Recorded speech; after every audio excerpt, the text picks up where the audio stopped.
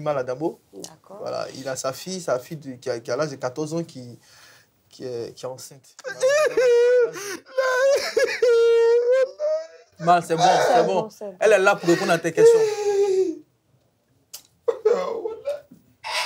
Et il n'est pas le seul dans ce cas-là. Il y a plusieurs jeunes filles, il y a plusieurs parents aujourd'hui qui souffrent de ce phénomène-là, de la grossesse en milieu scolaire. Donc, du coup, franchement, comme tu as une ONG que tu milites pour ce fléau, c'est pour ça que je te fais appel. D'accord. Déjà, ton ONG se dénomme comment? Pro Kids Côte d'Ivoire. Pro Kids Côte d'Ivoire. Alors, tu as donné la différence. C'est quoi une grossesse en milieu scolaire? D'accord. Une grossesse en milieu scolaire, c'est une grossesse contractée par une jeune fille qui va encore à l'école. Qui va encore à l'école. Qui est encore sur les bancs. Mais est-ce que pour moi, là, madame, il faut passer là-bas. Doucement. Est-ce que pour moi, là, il peut partir à l'école encore? Oui, elle peut retourner à l'école. C'est pas un problème. C'est pas un souci. On lui permet d'accoucher, on lui permet de sévrer l'enfant et elle retourne à l'école sans problème. C'est possible. Il va serrer un avant, là. C'est vrai l'enfant. Il va plus têter. Donc, cette année, elle va plus, c'est l'année prochaine. Oui, si elle peut, si elle est forte, qu'elle peut aller à l'école, c'est possible. Mais si elle n'est pas assez forte, qu'elle veut rester à la maison, on lui permet de rester à la maison, d'accoucher, on lui donne encore 1 an. Et puis, elle pourra retourner à l'école. Est-ce que l'école là-même va accepter qu'il n'a qu'à partir encore? Non, oui, c'est pas un problème. C'est pas un problème. On va chercher un métier. Pourquoi un métier? Pourquoi un métier? D'accord. Alors, vous qui gérez les ONG qui s'intéressent à ce sujet-là, dites-moi clairement. Tu vas plus écouter. C'est bon. Attends, mais Mal, tu pars? Je vais partir. Non, attends, va répondre à ta question. Il peut partir à l'école. Oui. Je vais accompagner lui en même temps à la maison. Il va rester ici, là. D'accord. Donc, je t'appelle après pour... D'accord. Je vais écouter. Faut que je t'appelle, voilà.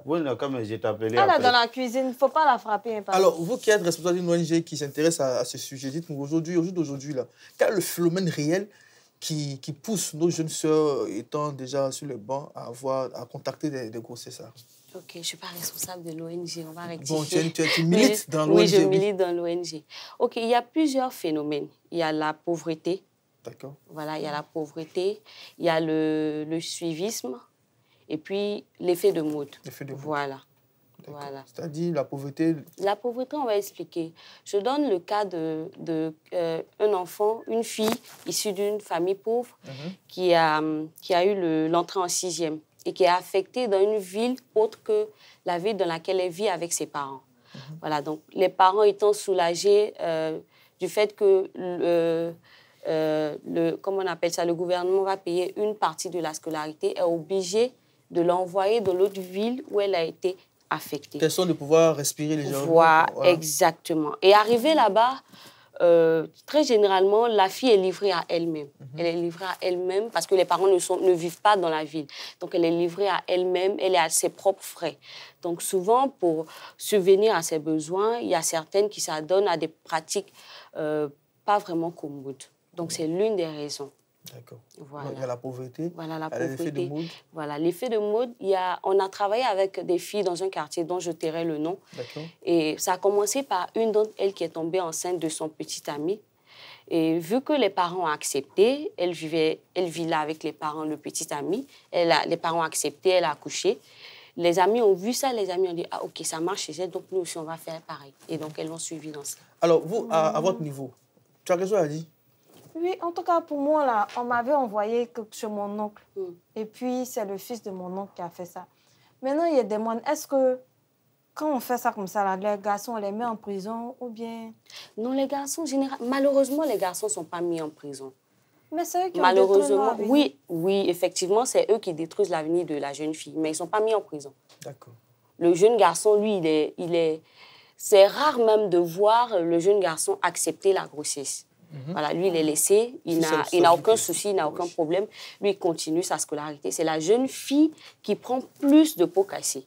Parce que, comme je le disais tout à l'heure, elle va rester 1 an à la maison, d'abord le temps d'accoucher, si elle n'est pas forte physiquement. Et après avoir accouché, elle reste encore 1 an à la maison pour permettre à l'enfant de profiter d'elle. Après que l'enfant soit sévré, elle retourne à l'école. Donc, généralement, le garçon, lui, continue sa scolarité sans problème, mais c'est la fille qui prend les pots cassés. Alors, Mais là, 2 ans sans aller à l'école, après, tu as tout oublié. Donc, c'est pour ça qu'on dit on n'a qu'à venir faire ces ventes-là. Sinon, 2 ans...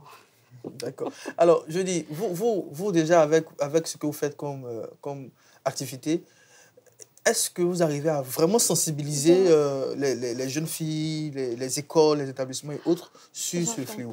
Oui, on arrive à le faire parce que dans notre programme, à Pro Kids Côte d'Ivoire, on a instauré un projet qui se nomme Girls Chat, voilà, qui est un programme de sensibilisation sur les grossesses en milieu scolaire. C'est-à-dire, on va vers les filles dans les écoles, dans les collèges, et on leur parle de grossesse en milieu scolaire, on leur parle de plusieurs autres thématiques. Donc, on va vers elles et on leur dit de faire attention à ça, pour ne pas qu'elles tombent enceintes et que ça soit encore un problème pour les parents. Alors, on ne va pas trop aller un peu plus loin.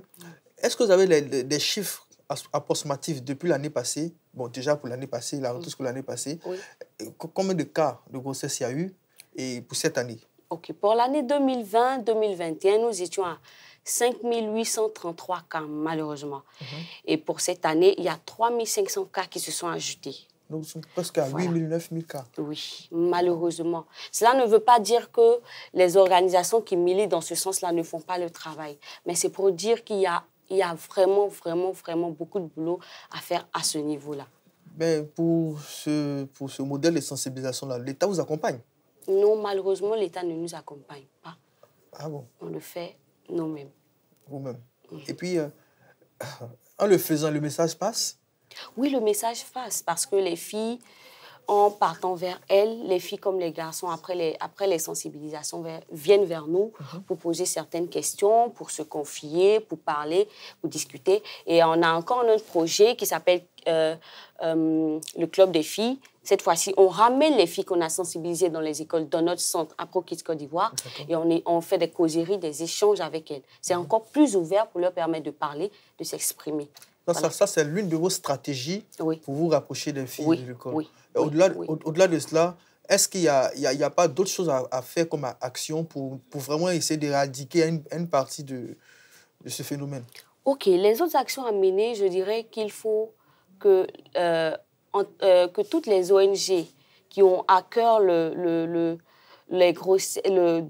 stopper le nombre de grossesses en milieu scolaire puissent travailler en synergie, en collaboration pour que ce fléau-là puisse être vraiment éradiqué. Et en plus de cela, il faut favoriser les discussions entre parents et enfants. C'est très important. Parce qu'on a remarqué qu'en Afrique ici, ce sujet-là est vraiment tabou. Très tabou. Très tabou, alors qu'il ne devrait pas être tabou. Donc, il faut prioriser les échanges entre parents et enfants. D'accord. On va se prendre une légère pause musicale et puis on va revenir en discuter sur ce beau sujet qui fait...